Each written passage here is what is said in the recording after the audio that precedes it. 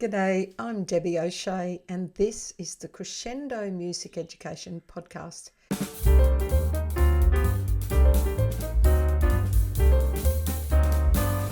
This podcast is being recorded on the lands of the Turrbal people. I acknowledge them as the traditional owners of the land and pay my respects to elders past, present and emerging. They were the first music makers on this land.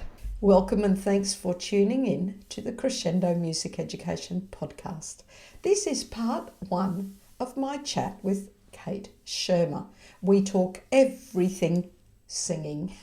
In this first episode, she's going to mention some composers that she likes and some songs that she uses for her choirs. She's a very clever lady, a very good teacher of singing. Therefore, a teacher of music.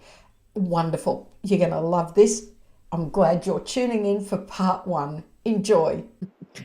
And welcome to the Crescendo Music Education Podcast, Kate Schirmer. Hello, Kate. Hello. It's so nice to be here. Thank you for having me. Oh, delighted to have you. And I'm really looking forward to getting to know you a little bit better. So wonderful. I'm going to start with your brief bio, and I'm sure there could be plenty more you add, but we'll just give this summary to people who haven't met you. All right, here we go.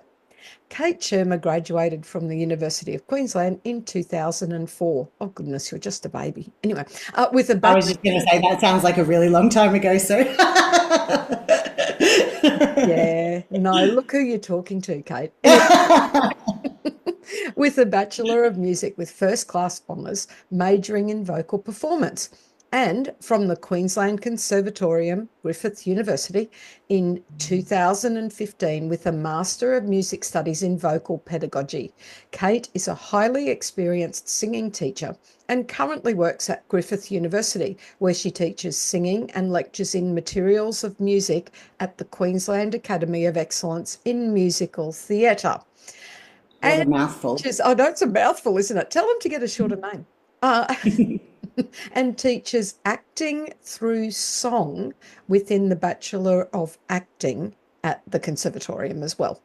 Kate currently conducts the Queensland Show Choir's young adult ensemble, Voiceworks, and acts as artistic director. She has presented both nationally and internationally to singers, teachers, choristers and actors, and is in demand as an adjudicator. Kate is a proud member of the Australian National Association of Teachers of Singing, very affectionately known as ANATS, and she served on the Queensland Chapter Committee for many years, including as president. In 2021, she received an award for outstanding service from the organisation. Yes, there's lots of acronyms in there, but if you spread out those acronyms, they become quite burdensome quite quickly, don't they? But that's okay. But we just get used to it when you move in certain circles, you know. We never say University of Queensland, and we never say exactly. Anyway, so listening to that brief bio, what would you add? Is there something you'd like to add to that or highlight? Yeah, look, there's I think the thing that I'd like to add is that there's not much about my sort of performance or my singing life in there, because my professional life does sort of live in that music education sphere a lot more these days. But I thought I'd sort of start by telling you who I am as a musician, because that's important to back up everything else that we're doing. And I've sort of had this sort of jack of all trades, probably master of none, sort of career, where I did study classical voice initially, and was brought up singing classically, but just had this sort of very wide listening sphere, and was brought up on lots of different kinds of music and could never quite pin down who I wanted to be as a performer. So I just decided to do everything. So I've sung in corporate covers bands. I've sung with jazz big bands. I've done singer-songwriter and world music work. I have done cabaret. I've done stand-up comedy.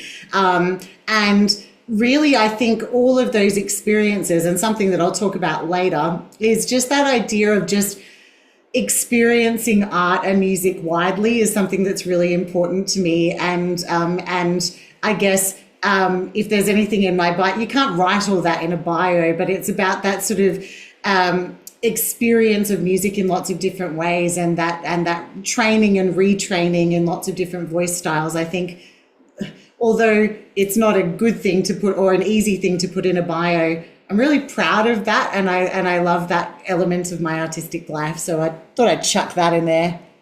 So it sounds difficult to me. It sounds like the sort of thing you would have to just continually keep learning and developing.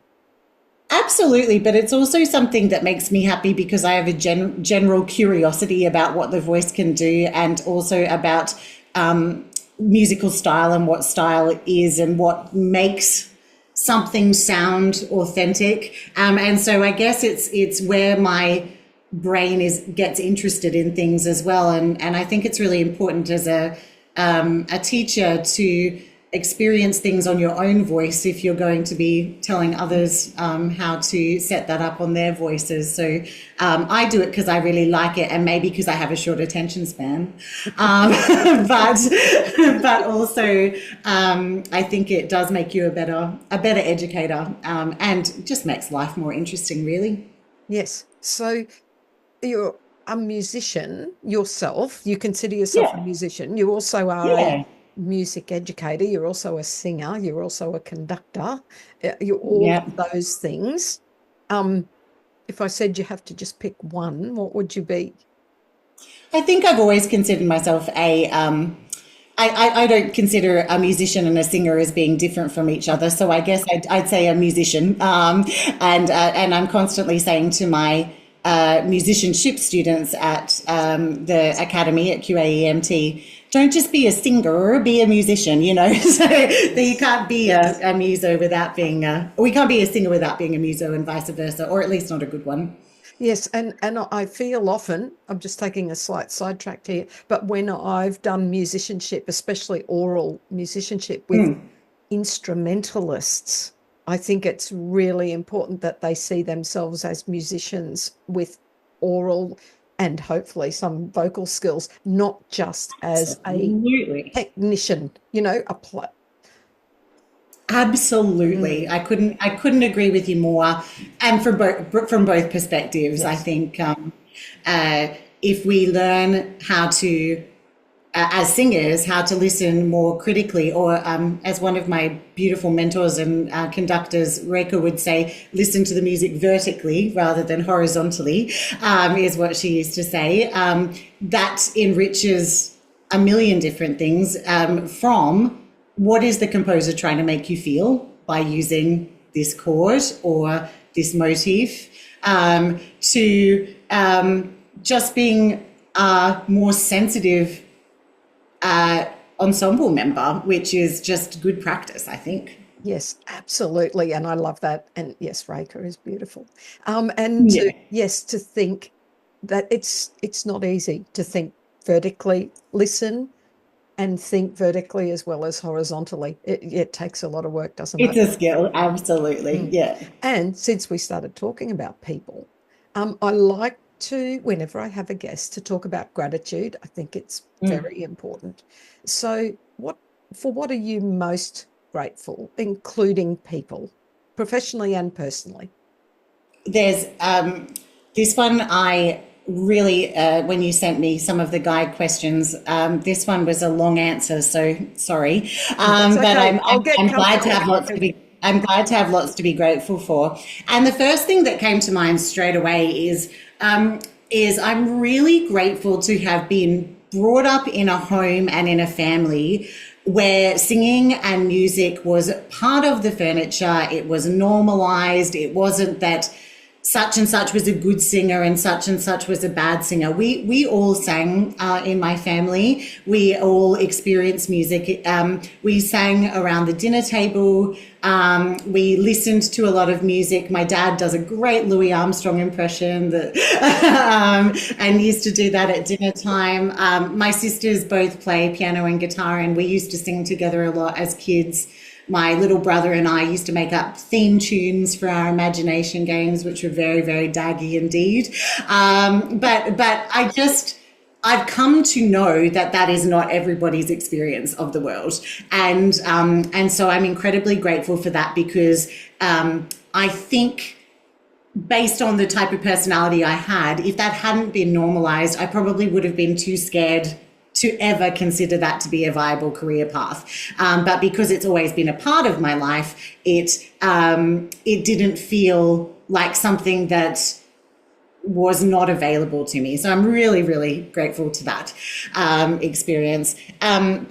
Secondly, I've just had like amazing teachers and mentors throughout my life. And I would start with my grade 1 teacher, whose name was Amanda Rogers. She was she had hair exactly like yours, Debbie, actually. It used to change colour a lot. And she would always sing with us every afternoon. Usually on a guitar, we would do Under the Boardwalk. We would do lots of little pop songs and songs out of those old ABC sing books. And I just adored her. And so she was my first sort of experience of that beyond my family. And then sort of to skip ahead to when my family moved up to Bundaberg in regional Queensland, I had a brilliant piano teacher who is still alive. Her name's Elaine Stebbins. And she was just the exact person that I needed, because she wasn't about the exams and the Eisteddfods, but she was about everything that we're for, creating practical experiences of music. So if I brought in the Moonlight Sonata to play, she'd be like, yeah, all right, but you have to play the other 2 bits too, like, you know.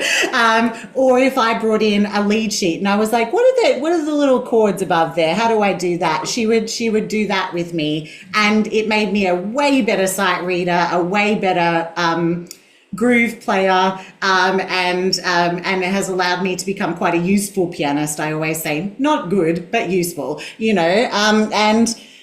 So I'm very grateful to her. My singing teacher, Robin Edgar, who I'm still in contact with through ANATS things now. She was also an extremely practical and a really curious person to learn from. And she was very supportive of getting me and a couple of other girls who were around at the same time where we wanted to go. And then I skip ahead again and I go to uni. And my uni years were just, I'm so grateful. First of all, I'm grateful to myself, because it was always sort of the con when the con was new and shiny when I went to uni. And very much from a Bundaberg standpoint, it was that or nothing, you know. So I was very much, that's where I wanted to go, because that's where I thought I would go. But I had a friend, Margaret Tesh Muller, who was at UQ, and she said, no, come and do this audition as well. And so I did.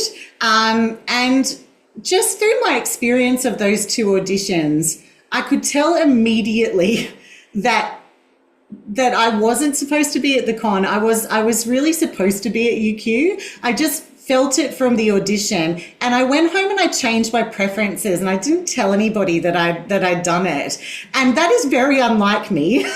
So I don't know if it was the I usually do what I'm told, but there would be many people who would disagree with that statement, but probably a few people who are listening to this. But it was really clear to me that this was going to be the right spot, and it absolutely was. Like that, those years at UQ were so philosophically, in terms of my learning, in terms of finding my tribe of people.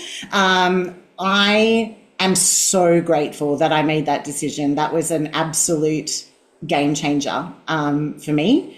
And I don't think that I would have had the career that I've had, or the enjoyment of the career that I've had without that time.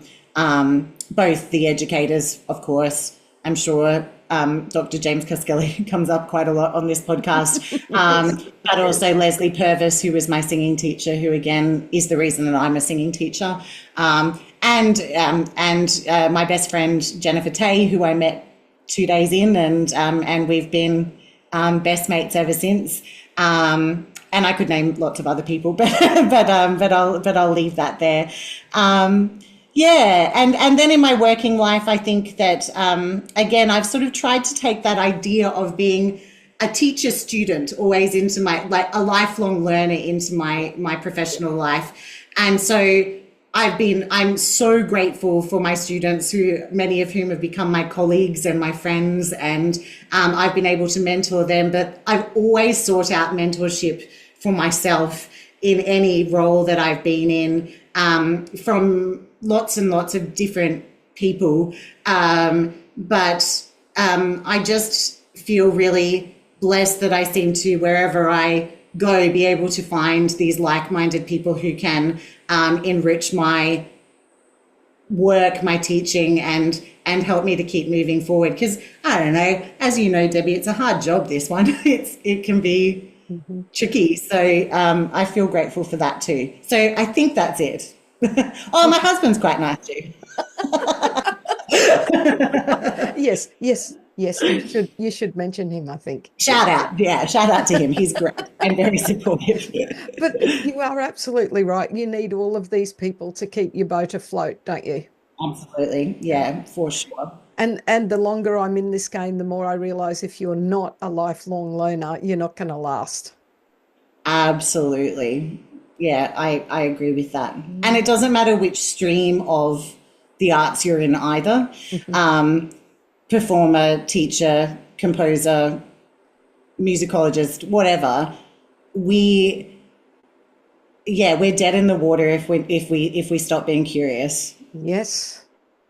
There's none of that curiosity killed the cat. This cat needs the curiosity. Absolutely. Actually, there's a song in that. Curiosity killed the cat. Well, let's just turn that upside down. Now, I know the next subject is something that you don't like talking about. We're going to talk singing. Oh dear. You've already said several things about singing. Obviously, it's in your soul and your heart and all of those things. Just wondering about how important is it to you to work in the area? Because it could be your hobby. You could do something else and perform in groups in the evening, and, something to feed your soul. So why do you think it's important to work in this area? Gosh, it's a real cliche, but there is that sort of thing of, if you can do something else, you should do that. And I've honestly just never found anything, even going right back to being a young person. I just always saw my life in music. I'll tell a funny story first. When my parents were cleaning out their house when they retired, they found this thing that I'd written in about grade 1 or 2, and it was all about what you wanted to be when you grew up. And I said that I wanted to sing like Ariel, the Little Mermaid, so that people clap for me. Very narcissistic. And this is the bit that I still find hilarious to this day, because I was 6. And I wanted to marry Tom Cruise because Cocktail was my favorite movie, which is definitely not a film that I'd seen. I don't know where that came from. Well, you must have at least seen the shorts. Maybe I think we had the record of the soundtrack. Yes. I think it was that. And I also have older brothers and sisters, quite a bit older brothers and sisters, and I was always trying to be very grown up and sophisticated, so I'm sure that had something to do with it too. I've now realised at the age of 41 that I will never be grown up nor sophisticated, but that's nor fine. marry Tom Cruise. No thanks. That, with the benefit of hindsight, I think was a very wise decision on my part. Who is, by the way, my age, I believe. So, right, there you go. You might have had more of a shot with him, Debbie. Yeah. Shout out to my husband. He's lovely. Yeah, Thank you. Yeah. I bet he is. Yeah. Even if he has never jumped on a couch for you on Oprah, No, you know. no, Like, no. I did rather like the early Tom Cruise. I did like oh Risky yeah, Business. yeah, absolutely. Absolutely. Very, very nice smile. I Yes, agree. I agree. yes, absolutely. Anyway, back to singing. Back to singing. Um, One of the things that that makes me excited to work as a singer as a singing teacher, I think, is that I think music always came fairly naturally to me, and I would even say that piano came more naturally to me than singing did. I struggled as a singer. I'm a bit of an overthinker, a bit of an over intellectualizer, and sometimes that can be really bad with singing because a lot of singing is a flow and an absence of feeling and a sense of embodiment. This is something that I try and tell my students all the time. But I think that I always wanted to show how much I was trying and mechanize it all, and I would actually get into some scrapes with my singing. I had a lot of tongue retention. I also had, as I'm sure you can all hear on the podcast, I have a big boomy mezzo voice, and that took a long time to settle, especially as a classical singer. And I think I was always quite impatient for that to happen, and would then push and be too big and wild and woolly. So I think one of the reasons that my professional life has gone into singing teaching is because I think that once you've struggled with something yourself, you become much better at teaching it. You become more aware of what the problems are. You become more empathetic to some of the struggles that a singer might have. And I've never lost my love of just tinkering and solving those problems and helping a singer to achieve what they want to achieve with their sound. But I also really like the holistic nature of singing as opposed to anything else. It's that sort of body, mind and spirit connection. Singers are given that gift of text, as you read in my bio. That acting through song element is really important to me in my musical theatre work, that idea of understanding and bringing out the text and understanding what the composer has done with it to assist you to do what needs to be done. And then those kinds of brain-body connections I find endlessly fascinating as well, and how to make those more consistent. And I think the other thing that I love about working in singing is that one-on-one relational stuff. That's my happy place, is in the studio with a student, building that rapport and that trust in each other, and then helping that student to learn to trust their instrument and take that forward. I've never found anything I want to do as much as that. Yeah. That makes sense. It's a very personal thing, isn't it? Voice. And Yeah. you can feel quite vulnerable. Yeah, and I always say to my student that that's the scary thing, but it's also the magical thing, because when we're sharing our vulnerability with each other as humans, that's an exchange of energy that you're not going to get anywhere else in the world, you know, and a relationship that is actually really, really special. So all at once, it's frightening to put yourself out there and to work with something as personal as your voice. But it's also what we crave, I think, as performers and as musicians, is that sharing and that relationship in that moment where you're working with another musician or another group of musicians. There's a relationship there, and then that one that you have in the moment with the audience as well.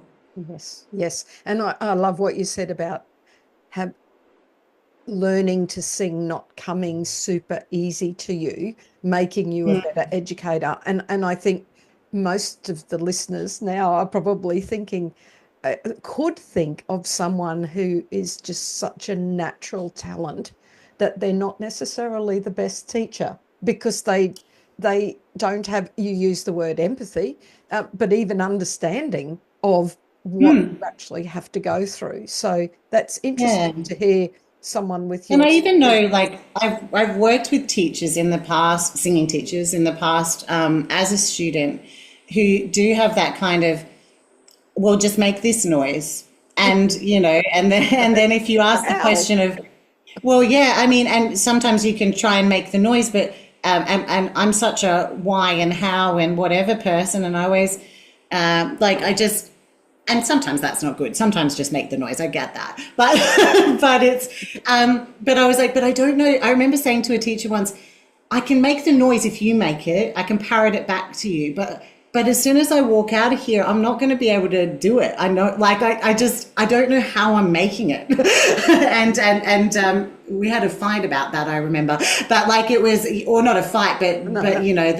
they were a bit grumpy with me for asking that, for that more information. We'll just feel it. And I'm like, well, I don't know what I'm supposed to be feeling. I don't know if it feels good or bad, or can we talk about that? No, just make the noise.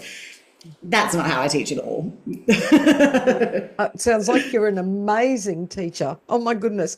But I tell you what, I'm like in awe of the fact that you can, do all of these different techniques and can actually do it, when most of us are struggling to even sing nicely in tune just with one voice. So tell me about the difference between working with vocal and choral technique for classical versus contemporary musical theatre, how you sing for the style and lead your choristers. So not just you doing it, but leading your choristers to sing the style. Yeah, there's lots in that, and there's it's sort of a two-pronged thing. So if we're talking vocal technique specifically, there are certain elements of vocal technique that are consistent, no matter what style you're singing. You need to be aligned in your body. You need to be breathing for the task. Now that might be slightly different, but the physiology and anatomy of that is the same. And you need to have some understanding about the production of the sound. So I guess that sort of activation of the breath, the vibration of the vocal folds is free, and then the resonance comes from there.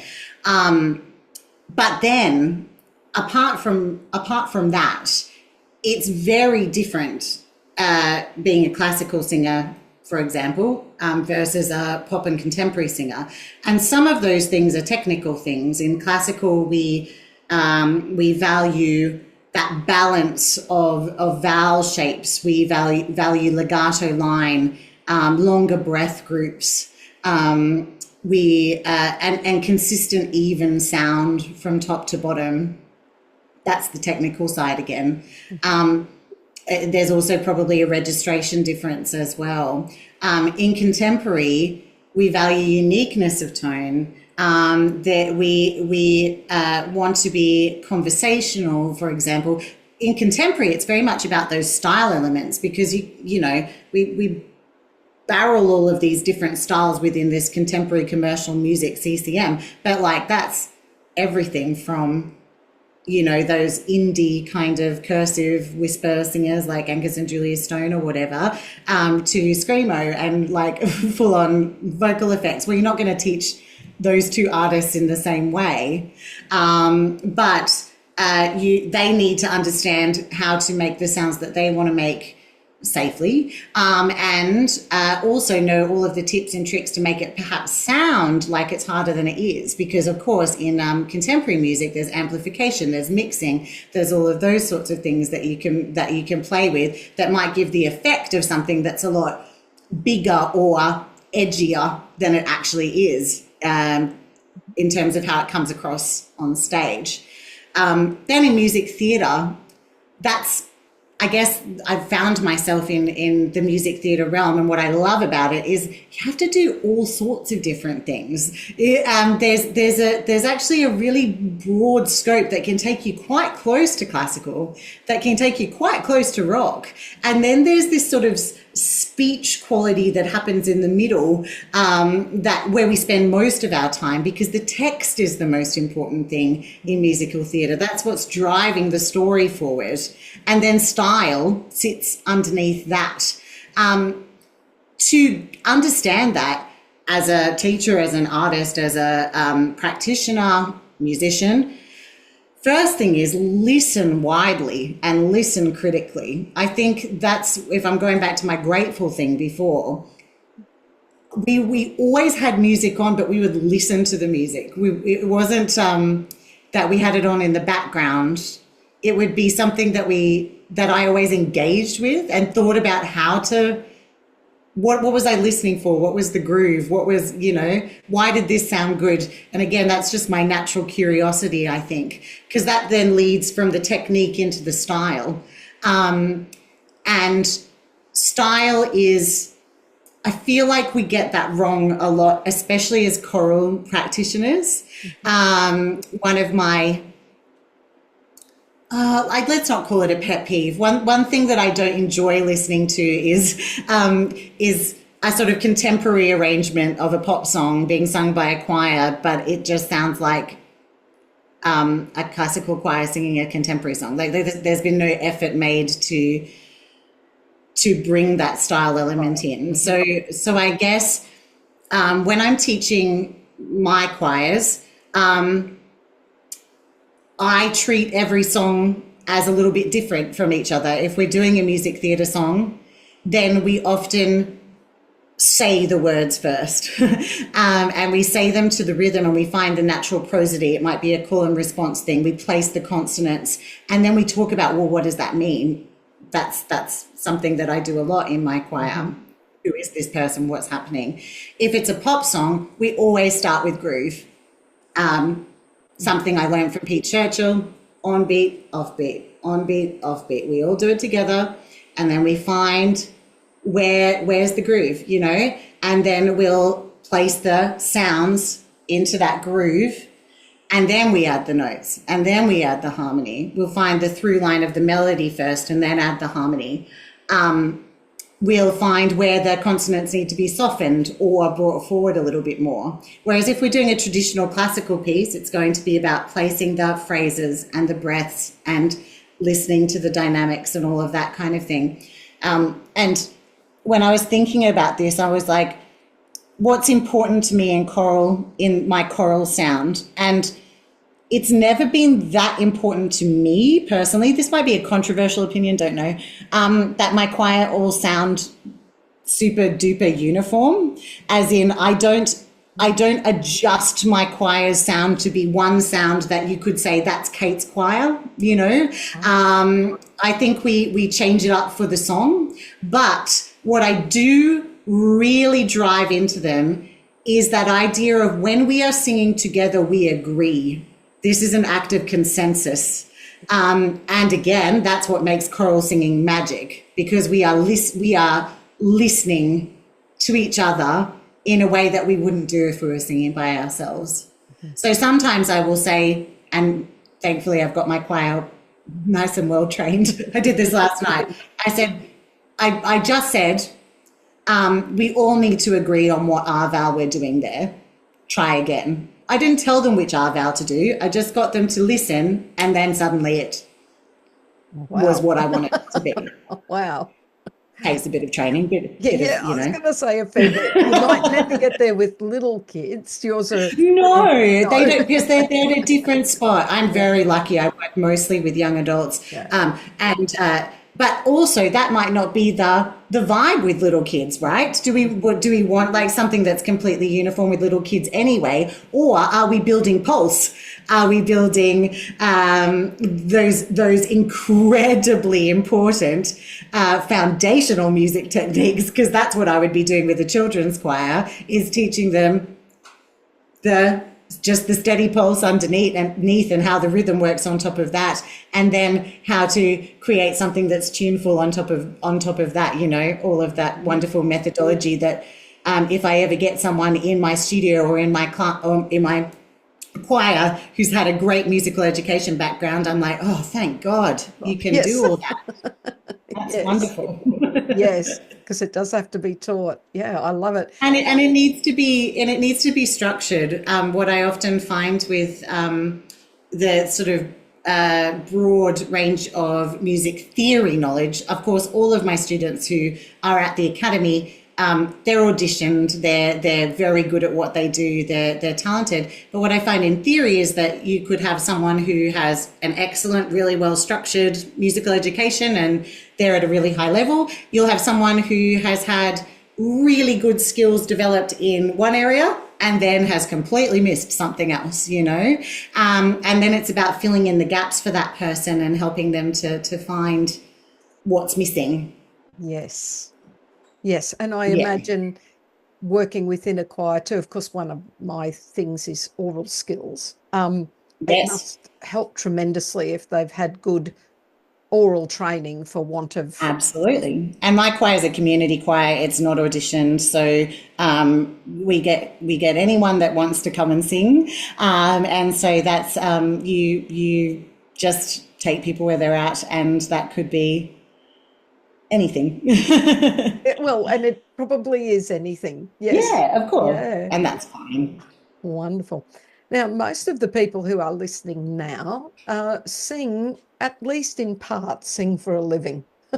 Even if we're not on stage, we sing all day, every day with our students and our choirs and that. So, do you have some tips for our listeners around vocal health and hygiene? Yeah, absolutely, for sure. And I've been lucky enough to do some workshops for educators and music educators in the past. And I think a lot of what I say in those workshops still really stands for this. And the first thing is that as if you are any type of teacher, even if you're not a music teacher, you are a professional voice user. And that means that if you have a pathology that means that you have done some damage to your voice, you will lose income because of that, or you will at least have to take lots of leave and all of that kind of stuff. So it's so important for us to recognise as teachers that our voice is our livelihood, and so we need to take care of it and ourselves seriously, because of course our larynx is just a part of us. But it just happens to be quite a hard working part of us when we are in these sorts of professions. So the first thing I would say is just know your rights at school about things like amplification. So if you are working outside or if you are working in noisy areas, you do have the right to ask your school for a little personal microphone. That is not a sign of weakness. That is just smart. And Adele doesn't go out on stage and sing for 3 hours without a microphone. If you go and see Sister Act at QPAC, all of those singers are mic'd up. The only people who don't do it are opera singers, and even though it depends, and even then it depends on the show that they're doing. So please don't be afraid to ask for a mic if you need one, and badger the school about it, because they have to give you one if you ask for one. The second thing that I would say is that there's a few little things that you can have in your toolkit that will just make warming up and warming down a little bit easier. The first thing we always need for a healthy voice is hydration. So whether that's a personal steamer, like a Basisto steamer that you use, or a nebulizer with some saline solution, just be careful about how hot the water is that you're steaming. You should always have that water well off the boil, and also just maybe think about steaming and then having a break for a little bit before you actually start to talk or sing. Of course, water is really important too. With your nebulizer, just making sure you use the right saline solution. But hydration to the folds is absolutely important. And sometimes as educators, I'm as guilty as anyone, we don't drink enough water because we're busy and we forget, and then we wonder why our voice is tired at the end of the day. There is also a lot of good research that those semi-occluded vocal tract exercises, which are all your buzzy exercises, lip trills, and straw and water bubbles and those sorts of exercises are just really beneficial for your vocal health and safety. There's lots of different versions of that you can get. A silicone straw, nice and wide, in about 10 centimeters of water, just bubbling, is really, with sound, just through your range, is really, really beneficial between classes or before class or after. But you can also get, I've got one here, like a little fancier version, which is called the Better Voice Vocal Trainer, which is like a little kazoo type thing, which you can use as well. I'll send you the name of that in case you want to put it on. Yes. Yeah. There's lots of gadgets and gimmicks, but you know, some of them work better than others. And honestly, just a silicone or a metal straw in some water is a great place to start. Yes. And then the other thing that I would say is that mostly for professional voice users, even if you're singing a lot, even if you are doing Sister Act at QPAC, even if you're Casey Donovan, the ratio of talking to singing in anyone's life, you're always going to talk more than you sing. So pay attention to the health of your speaking voice. Most pathologies come from inefficiencies in your speaking voice rather than in your singing voice. So we need to, first of all, engage in periods of rest throughout the day. I call them vocal naps. That might be 15 minutes or 20 minutes while you're in the car on the way home. And I know it can be really tempting to talk back to your podcast or to sing along with Defying Gravity at the end of a really long work day. But actually just closing down that voice completely for 20 minutes a couple of times a day is really, really beneficial. That little period of rest, if you are using your voice as much as any teacher does. So I have a little like moniker for that. So the 3 S's, which is steam, straw, and shush, yeah? Or steam, SOVT, and shush. It's just all about that hydration, doing those little fitnessy kind of exercises and buzzers, and then just a bit of shush a couple of times a day. The 3 S's, and everyone can remember that.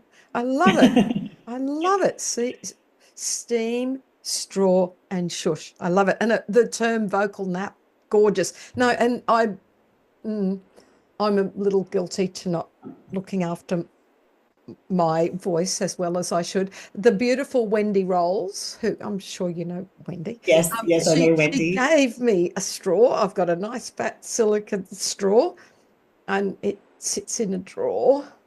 I'm sorry, Wendy, forgive me. I've been meaning, but can you just... Well, now I've said it as well. That's right. Debbie, consider yourself told. Okay. Tell me about steam, though, because as someone who has only had minimal vocal tuition as such, I've sung in choirs and I've had little short lessons with some great people, but tell me about steam. Oh, look, I tend to rely on just sipping, you know.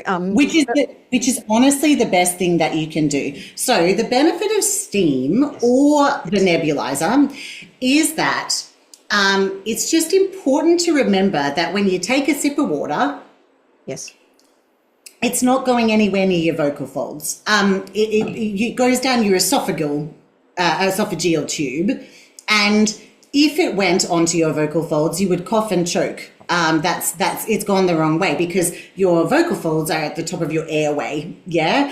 So when we hydrate, if we stay hydrated throughout the day, that's good because it means your whole body is hydrated and your vocal folds will be hydrated as well. The benefit of steam is because you are breathing in little droplets, they can go straight to your vocal folds without causing that choking sensation, and they can sort of warm and moisten the vocal folds, which will then mean that there's less friction when they're vibrating, and you'll have a better time of it, basically. And the nebulizer does roughly the same thing. There are differences. Actually, there's a wonderful speech therapist and singing teacher on Instagram called Vocal Lab, and she has a really good explainer about the difference between steam and nebulizers that everyone can go and look up. That's Elle Holiday Vocal Lab Instagram. Yeah, we'll put the link in the show notes too. Great, love it. Oh, that was such a podcast thing to say, Debbie. No. You're a professional. Love that. Yeah, so the benefit of steam is that, you get that immediate hydration right onto the part that we want it to go to. And so it's a bit of a shortcut to hydration for a singer. It'll also just warm and moisten all of your sort of nasal and oral passages, which is also of benefit. The only thing to watch with your steam is because you're breathing in something that's warm, it will cause, like, as with any sort of warm substance on your skin or on your tissue, it'll just cause everything, like the blood vessels will kind of raise up a little bit. So that's why we sort of say, do your steam, and then, like, I don't know, half an hour, 45 minutes gap to let everything sort of settle down a little bit, and then teach your class or whatever. So you could do it at the beginning of your free period, for example, and just while you're marking and doing the 20 million other things that I'm sure you have to do on your free period, and then sort of go back into the classroom a little bit later on. But that's the benefit of it. That is, thank you so much. Does that make sense? No, absolutely, and I'm so happy I asked the question, because I think I'm quite happy to show my ignorance, because that really. It really helped me. That's great. And the 3 S's, we're going to remember that. I love it. I can see a poster. We need to do a little poster with the 3 S's. I mean, I should say, I'm such a bowerbird, and I don't know if I actually made that up or if I stole it from someone else. I always try and shout out if I did, but I've at least sort of, I can at least sort of say that I use it all the time. So thank you if I did steal it. I can't remember. I love it. I might have adapted it. Now, let's go to choir, because there are some people, and also possibly keeping in mind if you're working with adults and young adults, you might have a little bent towards that sort of repertoire. But have you got a few choral pieces that come to mind that you really love? Oh my gosh, absolutely. Yes, I do. There is, I'll start with music theatre sort of stuff, or that sort of style. And when I started, again, looking at this question, I realized what an emo I am, because so many of mine were like these kind of meaningful, slow pieces, and I do have a bit of a bent towards that. But anyway, there is a beautiful song by Jason Robert Brown, who is a music theatre composer. He wrote The Last 5 Years and Songs for a New World and Parade. But this is a standalone song, and it's just called Hope. And there's a beautiful 4-part arrangement. Actually, I wrote this down so I didn't forget. Where's my little document? Aha. It's because I just thought I'd get the arranger for folks as well. And again, I think we need to put these things you mentioned. We'll put them in the show notes so people can they just go to my website, crescendo.com.au, and they find the podcast page, and it'll be there for them. So it's arranged by Mark Breimer, who does a lot of really nice arrangements. So you can actually get it in lots of different part arrangements as well. So an SSA or a SAB or an SATB. But it's just got the most beautiful words. It was written just after the current president of the United States was elected the first time. And it was a reaction to that. And the words are, I come to sing a song about hope.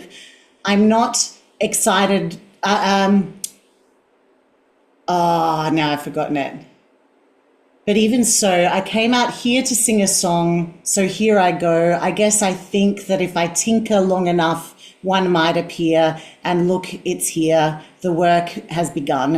And it's sort of that thing of singing and creating art, even when it doesn't feel easy. And it's such a meaningful, beautiful piece. And I just, I've done it with a few different groups and I just adore it. There's also, in the same kind of vein, the revival of Godspell has this beautiful song in it called Beautiful City, which is in the original, if you like me, were brought up on daggy Christian musicals. There is one in the 1970s film version, but it's very like up-tempo, and but the one in the revival is a ballad, and there's a beautiful arrangement of that, which is arranged by Mac Huff. Same sort of vibe. I did it a couple of years ago at summer school, actually, and I just really, really love it.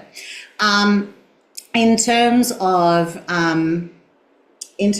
pop music, oh my gosh, I've done so many cool things. At the moment, my choir's doing, I'm going to mispronounce this because I'm really old. The artist is spelled Laufey, and I keep calling them Lafay, but every time I do that, my choir looks at me like I'm definitely getting it wrong. And now I've come on a podcast and I have not looked up how to pronounce their name. But anyway, she is an Icelandic artist who may or may not be called Lafay. And we're doing this cute little bossa nova at the moment called From the Start. And that's been lots and lots of fun to do. That's a bit of an up-tempo one. And the other one that I thought I'd just shout out is your friend and mine, Pete Churchill's Diamonds and Crystals. Now, I've used that so much at workshops and in my own choir. And what I love about that piece is that you can just mess with it. You can put anything anywhere and you can create your own version of it. And it's really sort of like alive, and you can do it with any group, doesn't matter who they are, and build all those gorgeous harmonies and do the canon, and you can chuck an ostinato in there if you want to. And I love that kind of music. Yes. It sounds like a primary school teacher's dream on a higher level. Absolutely, yeah. Because that's the sort of repertoire we love to play around with primary kids. Yeah. And it's the adult equivalent, isn't it? Absolutely. And actually, Pete Churchill, who I haven't thought about his music for so long because I don't work with that age group. Do you know, I've done a bit of Pete Churchill with upper primary, but anyway, not for a long time. It leads us to the next thing I wanted to mention, which was favourite composers. Oh, I had fun with this one too. Okay. So I categorized it because I'll start with music theatre, seeing as that's kind of where I work mostly. And look, boring as heck, but honestly, the best teacher that I have ever had as a singer, as a musician, as an educator is Stephen Sondheim. And I will love his music until the day that I die. And what I love about his music is that you think of Sondheim and you think of all those spiky kind of melodies and, and they are those sorts of things. But honestly, no one captures that balance between the lyrics and the music like Sondheim does. And some of my favorite pieces of his are so simple. Something like Anyone Can Whistle is a really simple, approachable song that just packs such an emotional punch. And I think all the educators will like this. One of my favorite lyrics in all of music theatre is in Into the Woods, and it's the witch. And she says, "You're so nice. You're not good. You're not bad. You're just nice. I'm not good. I'm not nice. I'm just right." And I love that. Such a wonderful, pithy kind of line. And I love it. Very you're appropriate. sitting in your next staff meeting, you can think about that one. So fantastic. But I also wanted to shout out, there is so much great music theatre that's happening in Australia at the moment. And I wanted to shout out some female composers who I love, who are Australian.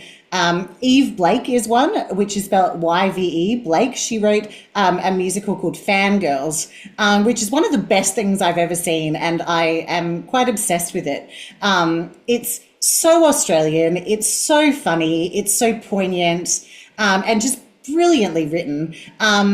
I think Kate Miller-Heidke is doing some fantastic work as well. I love what she's done with Muriel's Wedding, particularly. And then there's another crop that's coming through. Laura Murphy, who did The Lovers, Gillian Cosgriff, who's just starting to do some really interesting stuff. She does a lot of comedy as well. And then, of course, you've got Eddie Perfect and Tim Minchin. We've just got a lot of really exciting stuff happening in Australian music theatre at the moment. And I don't think we think of ourselves as being a nation of musical theatre yet, but I reckon we're finding our voice in that area, and it's really, really cool, really exciting.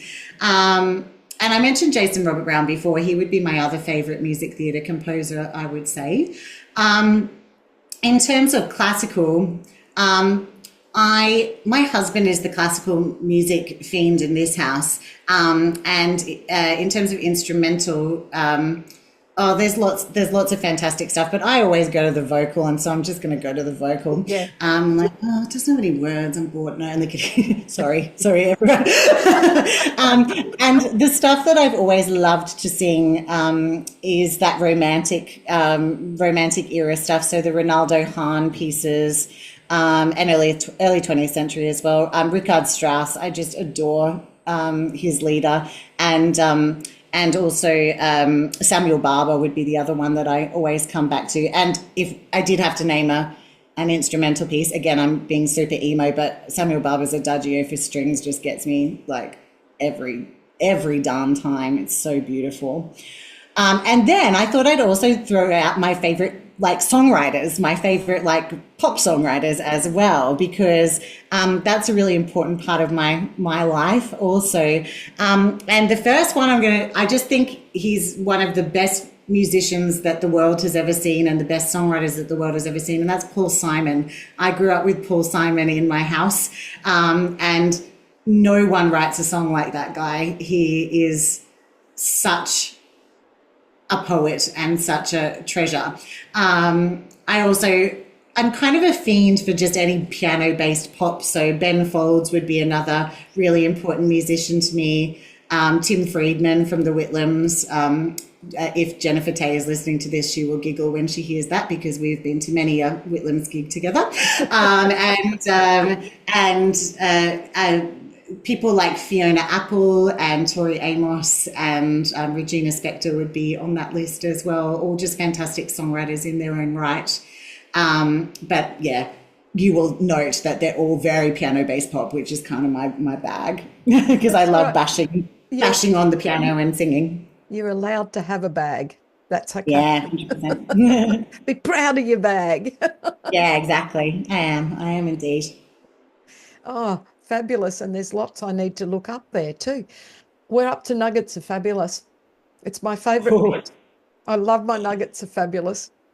So any tip? Well, you've already given us tips and tricks and ideas, but let's see if you've got some more up your sleeve for us. Well, I'm going to give you another. I'm going to give you some more of my three things. So I've given you my three S's.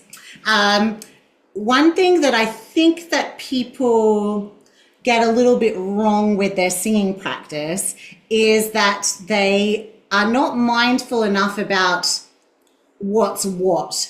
And I think that a warm-up, we sometimes consider a warm-up to be sort of this big, long, arduous thing that we have to do for ages. And it feels like that sort of, I'm going to warm up by doing 15 minutes of yoga, and then I'm going to do this, and then I'm going to go into my vowel shapes and my onsets and whatever. I do all of that, of course, but an actual vocal warm-up does not have to take you an hour and a half or 30 minutes. It's really just 3 elements that you have to get back into alignment. And a lot of us are sort of partially in alignment with it because we're doing stuff throughout the day, but we just have to zone in and find some balance in it. So I think a good vocal warm-up is the 3 Bs. You got to get your body right. So you doing some myofascial release and some massage, checking your alignment, checking that you're feeling grounded, all of those sorts of things. Then you're going to do your buzz, which is another word for your straw or your semi-occluded vocal tract exercise. Sorry, that's the last one. So it's the body, then it's your breath. You need to make sure that your breath is feeling connected. So you might do some accent method exercises like your on the floor or that sort of thing, or you might do some yoga breath work, taking a breath in and releasing and creating some of those stretches that way. And then you're going to do your buzz, and you're going to make sure that you've brought blood flow and stretching to those areas that need it. That's really your warm up, is your body, breath and buzz. Then you go into what I call in my studio the setup. And that's a lot more for the task. What are you doing? What are you trying to sing? Are you going to sing an aria? Well, you're probably going to want to do some balancing of your vowel shapes, some simultaneous onsets, some long scales and breath groups and making the sound even and all of that kind of stuff. But if you're going to be singing a music theatre song, like something like a patter song, you're going to need to do some articulation exercises. You're going to have to get everything nice and loose here. You're going to need to find your speech quality and find the right placement for that. So I think warm up and set up are 2 really different things. And a warm up can be quite consistent, but a set up needs to be a bit more mindful and a bit more for the task. So that's my little nugget of fabulous. And it sounds to me like within a rehearsal then, if I'm understanding this correctly, you may have several setups. If you're... I absolutely have several setups. So my choir last night, we're doing... We're doing, speaking of Sondheim, we're learning the Ballad of Sweeney Todd at the moment. So we definitely did lots of articulation exercises to get ready for that as part of our setup. We did some physical things like putting our little Dr. Evil finger in to make our tongue work a little bit harder rather than our jaw, all of those different bits and pieces. And then, of course, you also have to, we also did some...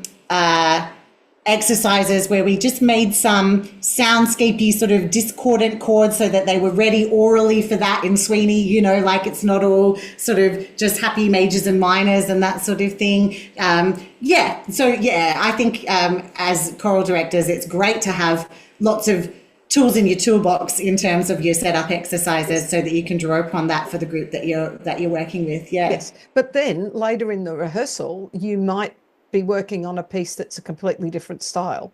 Exactly. So then you do a little bit of a setup for the next one. Yeah, exactly right.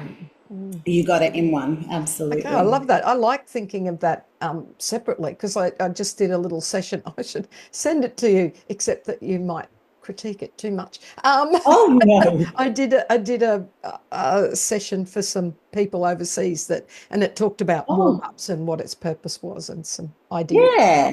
So cool. But I love thinking of the warm-ups and the setup as like the 2 different things. I love it. Yeah, they partner together. But yes. I would say that I often do a similar kind of warm-up, stretches, breath work, and then some semi-occluded. And they might be different semi-occluded to keep it interesting. Yeah.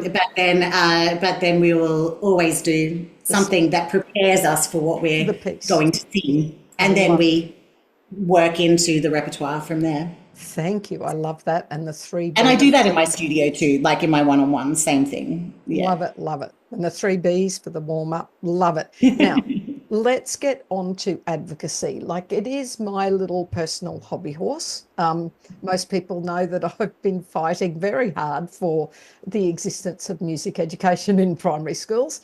And we all do need to fight for our position, which is quite terrible that we have to, but in various ways we all have to. So any advice that you would have around advocacy for music education generally?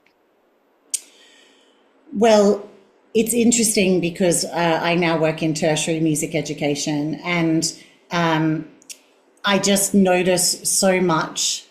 Like I was saying before, there's definitely such a broad spectrum of quality of music education, and I know that it depends where you go to school, and it depends what town you grew up in, and all of those kinds of things. And what I want to see is for music to be. We talk so much about STEM, but we need to be talking about STEAM, and we all know that, you know, the arts. The research is in, the data is in. We know that the arts affect all of the other learning. So how do we fight for it? Well, first of all, we have to have strong communities, and we have to speak to each other and lift each other up as educators and artists and activists. That's where our professional bodies do become really, really, really important. And what we always need is new blood going into those groups, keeping things fresh and encouraging that next generation to keep flowing up and through. Yes. Because a big problem, and I know this, I've been on lots of committees, Debbie, and burnout is real. So mentoring and training up that next group to take over, and then for their ideas and their energy to carry it forward and forward. That's a big important thing. Yes. The second thing is that we cannot let music become the optional extra. And that means that we actually do have to see music, singing, art making, art consumption as a political act, as a radical act. And that means that we can't let up on our elected officials on this one. We do have to write the letters and sign the petitions, and it's really exhausting because of all the reasons that I've just talked about, because the data is in, because we know that we're right. But as soon as we as a community of educators let up, they're going to take a mile. We give them an inch, they'll take a mile. So every time you see a story about an arts program shutting down, every time that you see something where our worth is being eroded, like the music therapy debacle recently, get involved. It doesn't take much to sign that petition. It doesn't take much to reach out to your music therapist friends and say, I'm here, I got you, I know that this is important. And don't let your foot off the pedal, because we won't get there till we get there. Yes, I agree. And we can't sit by. It's like bullying. If you stand by and do nothing, like, don't you dare complain. If you're not going to put your money where your mouth is and take an action, even if it is sharing a post. And that music therapy one was a good illustration. Like, I didn't do a lot, but I signed the petition and I shared the post to a few people and a few groups. And like, if everybody did that, like, not everybody can be the main mover shaker, but you also can't just be not an observer. You can't just be the audience member. I don't know the word after. The bystander, that's the word I want. You can't be bystanders. And if everybody did their bit, and that would make the difference. And I love the fact that you talked about the professional associations. It's not just about getting in and being part of it. It's helping to raise others up so that when you leave that committee, you can proudly go, I'm just so pleased I had a part in training the next generation who's carrying the torch. That's right. And that means, I think, for us as uh, the arts are, the arts can be perceived as being full of individual ego, and that is not, that's not the vibe. We're not going to survive if we do that. We have to wherever we are, and I guess this goes into the lifelong learner thing as well. We have to understand that everything that we know should be shared with people who are less experienced with us, and everything we don't know, we're curious to find out. I love that. I love that. That is amazing advice. Thank you around advocacy. Before we finish off, you get a chance to be on your soapbox and Cool. tell the world and whoever's listening from the world something that's really important for you to say. Now, you've already said so many important things, but this is your last soapbox moment on the podcast. Okay. Yes.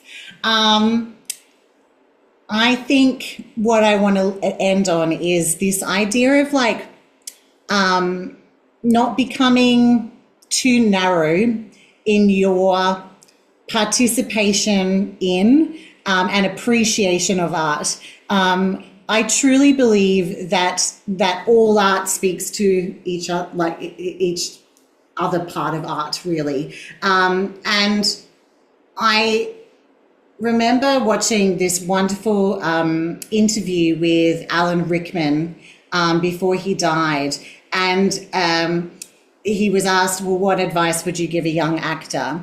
And he said, oh, I tell them to forget about the acting. And of course, that's a funny thing to say. But what he then went on to say was, when you are walking through a gallery and you look at a painting and it affects you, that is something that's going to help your acting in the future.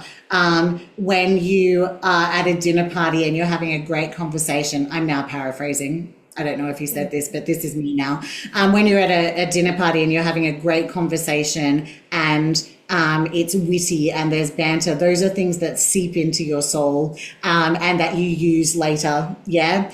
Even when you watch a trashy TV show, but you think about it and you think about how those people are behaving and acting, those are things that can go into your music, that can go into your painting, that can go into your teaching, that can go into your singing. And so what I would say to your listeners is, next time you feel guilty about the art that you are consuming, I want you to just hear my voice and say, it's all art, baby, and it's all important. And whether it's a great pop song, whether you're listening to Espresso by Sabrina Carpenter in the car, or you're listening to some gorgeous Karasimi chorus from Jephthah, or whatever it is, if it moves you and it makes you feel something in that moment, then it is valid and it's exciting and it's important, and it's going to enrich you for that next day of whatever you have to do to advocate for your communities, to teach your students, or to get on stage and do what you do as a musician. So it's all art, baby. Live it, love it. Don't feel guilty about it. I love it. That is the perfect place to finish. But I just need to thank you for coming on and spending your time with us. And I just want to finish by saying, I'd love you to be my teacher, Kate. Oh. And can you please keep training some gorgeous primary school students, because I hope to still be teaching in tertiary in 10 and 20 and 30 years, and I want like all your beautiful little ones to come to me and find their joy in music theatre one day. That sounds amazing. And we will talk again soon, Kate. Bye. I hope so, Debbie. Thank you so much. As we know, laughter relieves stress. Don't lose sight of the funny side of life. Why did the barber win the race? Obviously, because he knew all the shortcuts.